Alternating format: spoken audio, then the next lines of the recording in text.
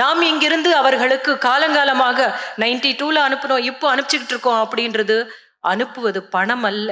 நீங்கள் எங்களுக்கு கற்றுக் கொடுத்த அந்த சோஷலிசத்துக்கு நாங்கள் கைமாறாக நாங்கள் உங்களோடு நிற்கிறோம் என்று சொல்வதற்காகத்தான் இந்த நிதி சேகரிக்க போன போது நயினார் தோழர் எழுதியிருந்தாங்க. பார்த்த உடனே இருங்க இருங்க போயிடாதீங்கன்னு இட்லி கடை வச்சுக்கிருக்க அம்மா உள்ள போய் ஒரு 20 ரூபாய் கொண்டு வந்து, அந்த 20 ரூபாய் தாங்க ரொம்ப பெருசு. அந்த 20 ரூபாய் கொடுத்த அந்த தாயின் உள்ளம் சொல்லுகிறது, இன்னொரு தாய்க்கு நான் துணை நிற்கிறேன் என்று. அப்படி நாம் துணை நிற்போம்.